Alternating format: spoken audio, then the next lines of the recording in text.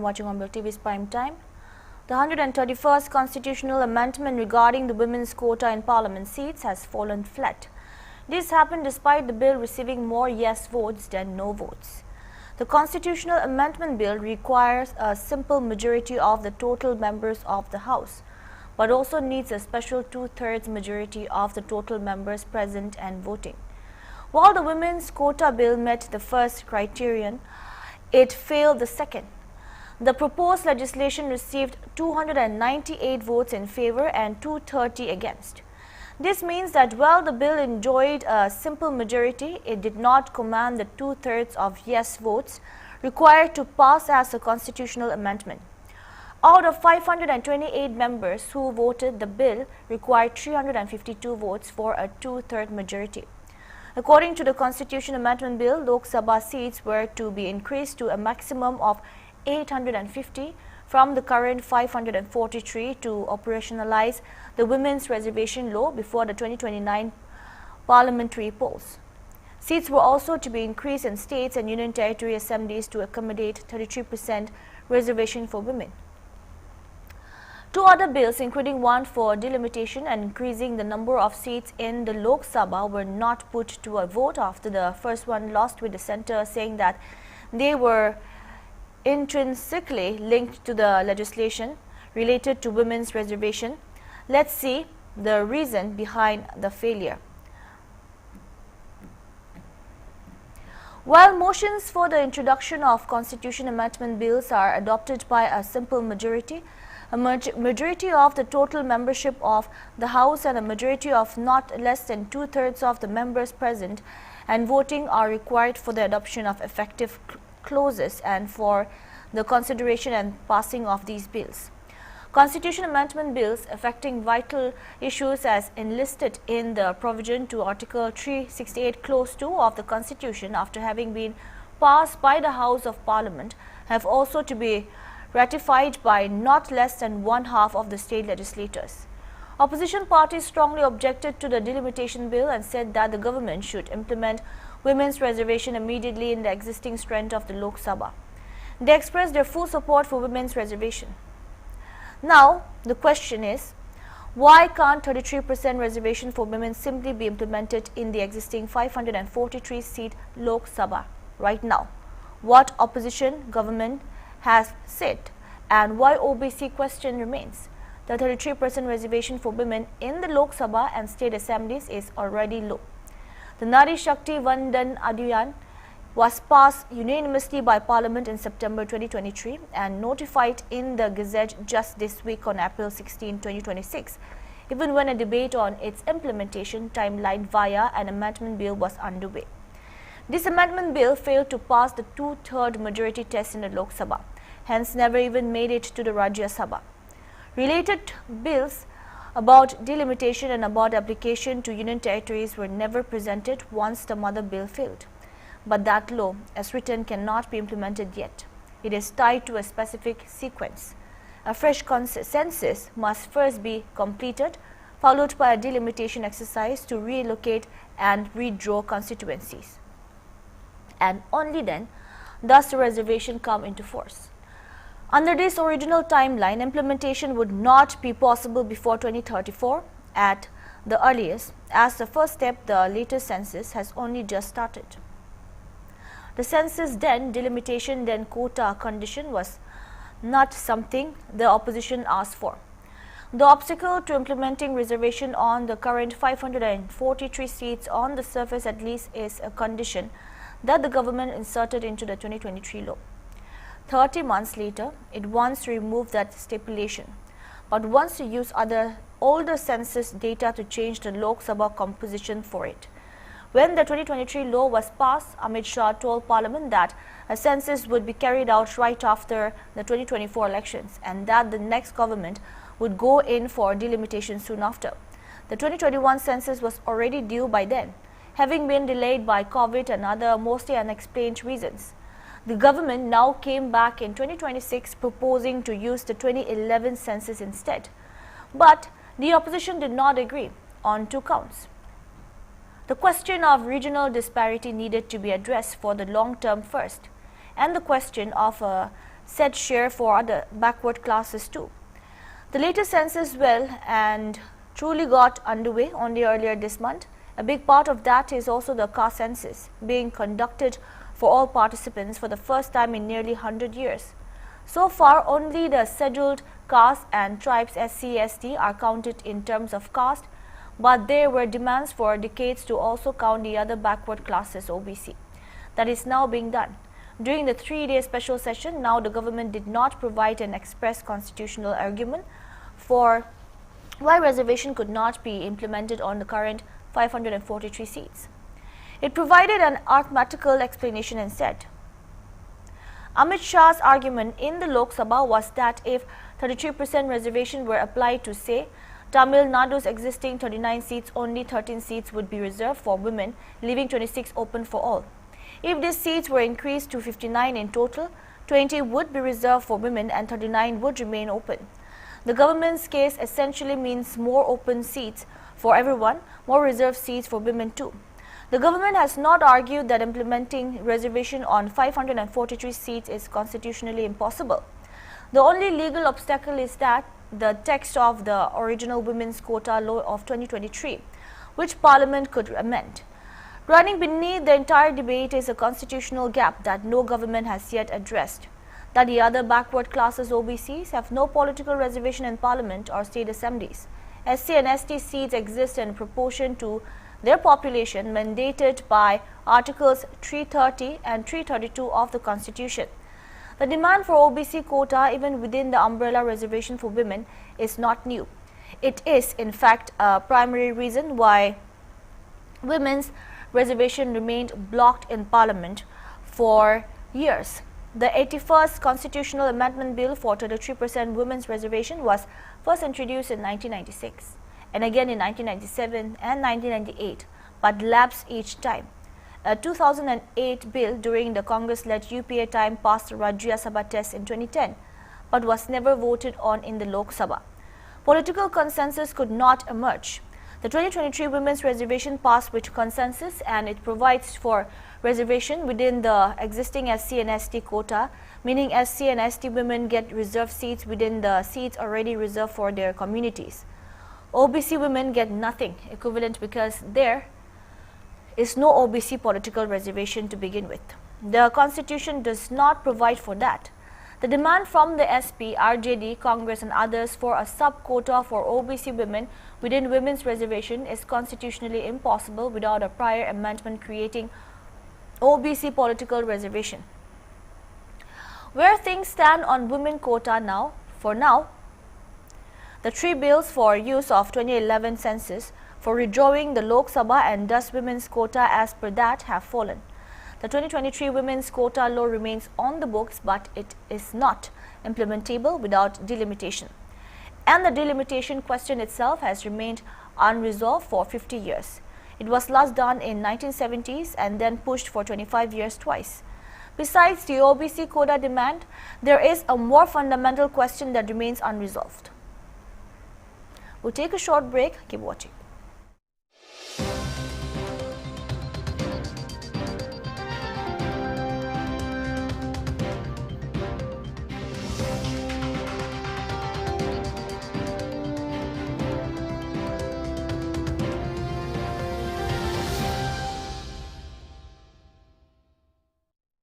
Do you really know what you're eating?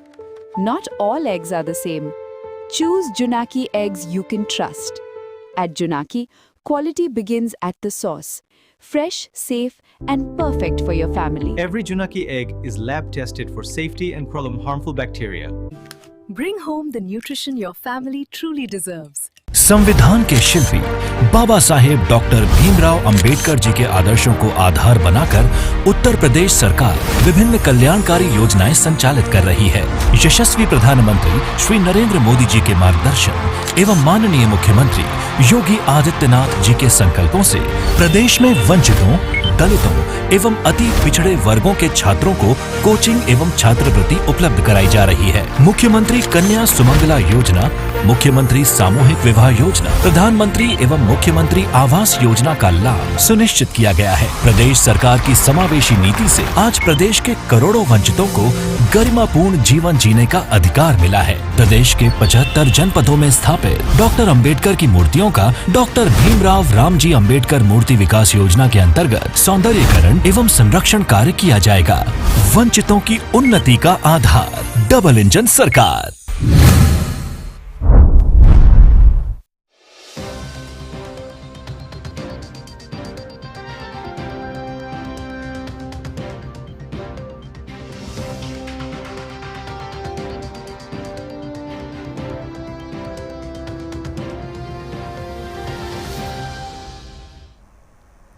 Welcome back. The opposition has committed a mistake by not supporting the Women's Reservation Bill and will face consequences, Prime Minister Narendra Modi has told his cabinet. His criticism comes a day after the crucial legislation failed the parliament test and amid opposition backlash over the government's approach. The Constitution 131st Amendment Bill aimed to reserve 33% of seats for women in the Lok Sabha and state assemblies, but it failed to secure a two-thirds majority to pass the Lok Sabha. The bill received only 298 votes in its favour, while 230 MPs opposed it after a heated debate that began on Thursday and went past midnight into Friday. Opposition must face the consequences to answer, the women resources have said, quoting PM Modi during a cabinet meeting. They have let down the women of the country. This message must be taken to every single person, to every single village, the Prime Minister further said, according to sources. Opposition parties had earlier said that they supported women's reservation in parliament but found the government's approach to be politically motivated. There were also opposition concerned that once delimitation occurs, the southern states might see a drop in their representation in parliament. However, the PM had sought to allay such concerns while speaking in parliament during the three-day session that ended today. He has given a personal guarantee that no injustice would be done to any southern state once the seats in Lok Sabha go up to 816 from 543.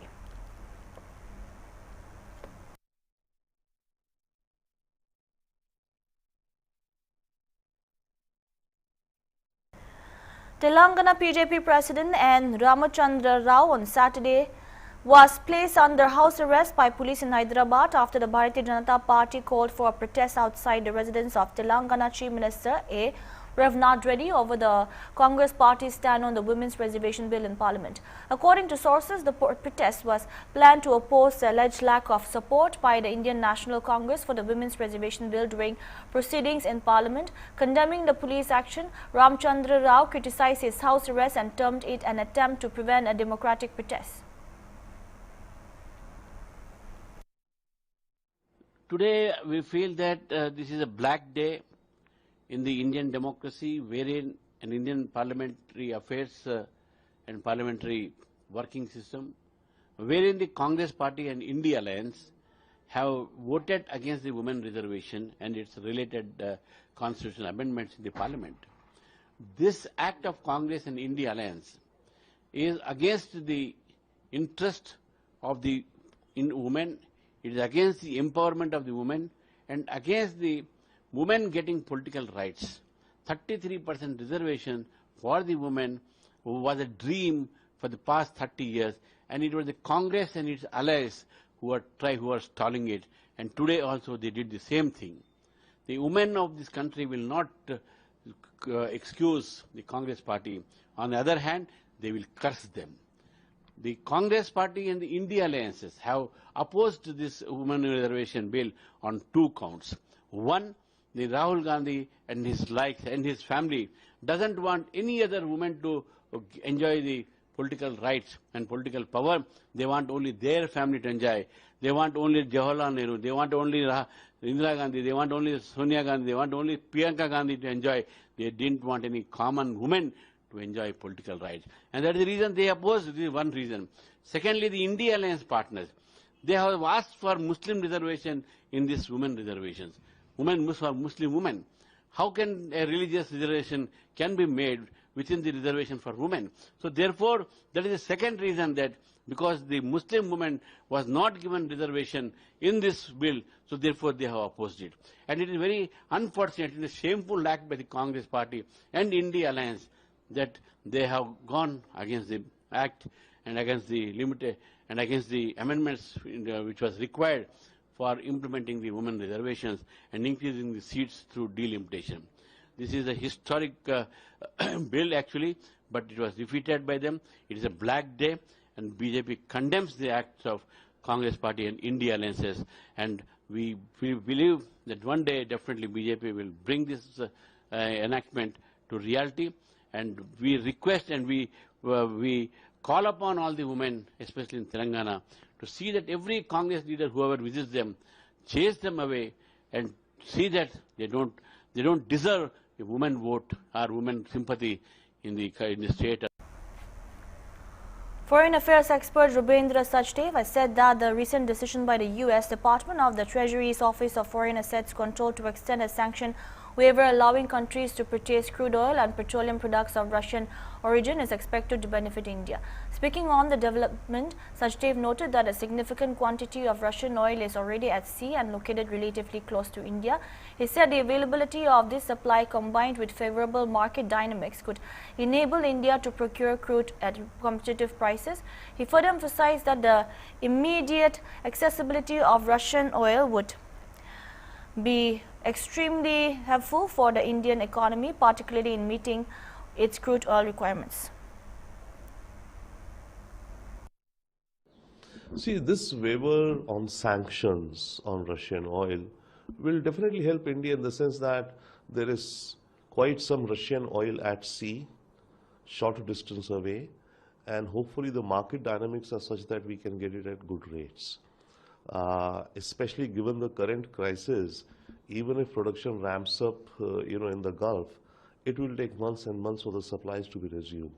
So therefore, Russian oil being available almost instant in that sense will be extremely helpful to the Indian economy in terms of crude oil, definitely so. Sir, how do you see the mixed message?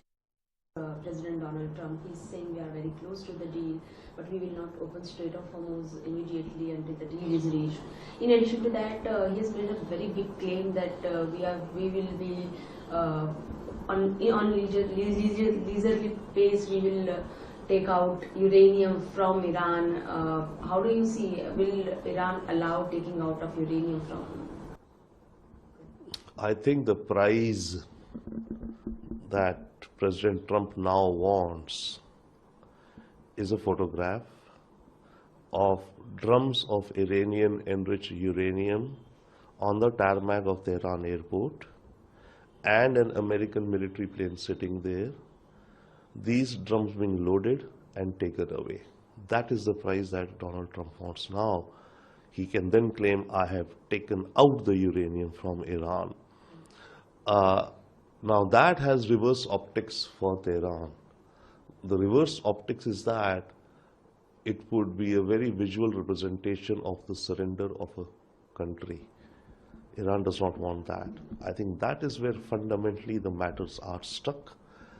America wants to also now end the war, but it needs a prize, not only an off-ramp, not only a face saving. President Trump wants a prize, and that is the prize. The question is that, will Iranians be able to persuade and offer something else, which then President Trump can take home and not bother about the uranium? So the next. We'll take another short break. Keep watching. Gauri balpra kiniga dangor hoi jani bole mon ase gauri karne spunky kuigina dana introduce kriasi kuntu balpra saigina gauri ge nutrition digina dangor banabule nimide ola laga ase itu do Mrs. Didi Poultry Khatkati Karbi Anglong Assam kuntu check ke do sorde ase tade pai jabo.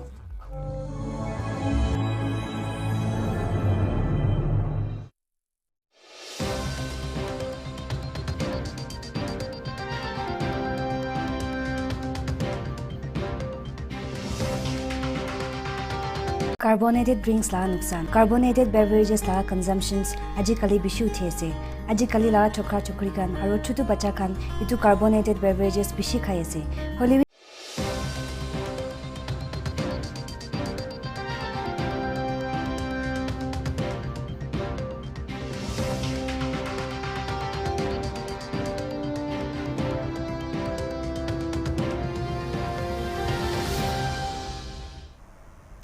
Welcome back.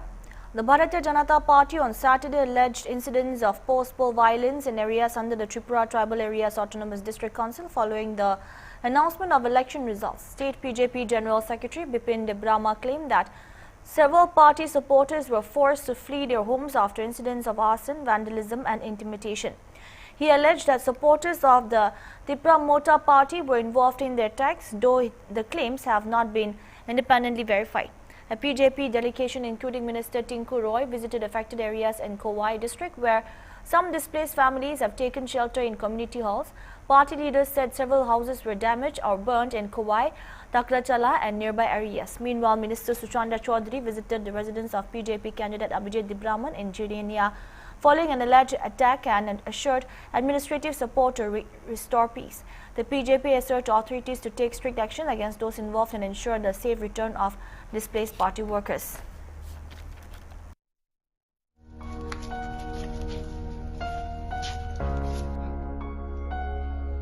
ভয় পাইও না তাকির দিল থাকবো থাকবো আমরা আছে জানে আনি গুথানো গুথানো পাইও আনি গুথানা রাইও আন থই মাউনি না খাইতো না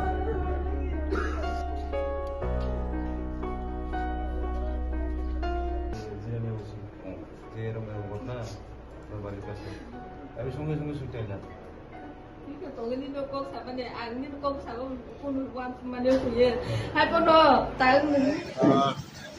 আপনারা জানেন গতকালকেই এডিসি নির্বাচনের যে রেজাল্ট বেরিয়েছে, রেজাল্ট বেরোনোর পর কিছু কিছু এলাকায় গোটা রাজ্যেই, সেটা সিপাহী জেলা বা আমাদের ওয়েস্ট ত্রিপুরা, এখানে কোয়াই, রামচন্দ্রঘাট, আসারামবাড়ি, কোলাই, চাম্পাহর, এগুলা এরিয়াতে কিছু কিছু ছোট ছোট ঘটনা ঘটেছে এবং কিছু জায়গায় বড় ঘটনা ঘটেছে। আমি সকলের কাছে আহ্বান রাখবো, দেখুন গণতান্ত্রিক ব্যবস্থায় নির্বাচন হবে, হার জিত হবে, এটাই স্বাভাবিক। আর আমরা রাজ্যের উন্নয়নের স্বার্থে যারা আজকে জিতেছে তারাও এই রাজ্যের উন্নয়নের কথা বলছে, আমরাও রাজ্যের উন্নয়নের কথা বলছি, আমরাও ত্রিপ্রাসাদের ভালো করার জন্য কথা বলছি। তো আমরা চাই দেখুন হার জিত হয়েছে, কিন্তু কোনো ধরনের যেন ঝামেলা না হয় এবং শান্তি শৃঙ্খলা বজায় থাকে। এবং আজকে আমরা এই কোয়াই জেলার অন্তর্গত কৃষ্ণপুর বিধানসভা রামচন্দ্রঘাট, আসারামবাড়ি এলাকার যারা রয়েছে তাদের সঙ্গে কথা বলতে এসেছি, তাদেরকে সঙ্গে তাদের যে সমস্যা যেগুলো কালকে হয়েছে এগুলো জানতে এসেছি। তো আমি আশা করব এগুলো ঠিক হয়ে যাবে এবং প্রশাসন কাজ করছে। এক দুদিনের মধ্যেই খুব স্পিডলি আবার এরা বাড়িতে সবাই থাকবে।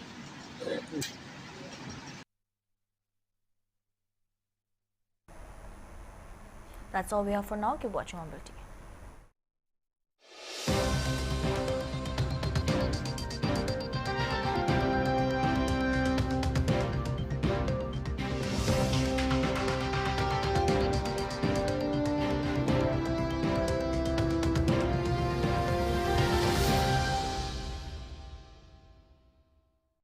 The Jawaharlal Nehru National Solar Mission, or the National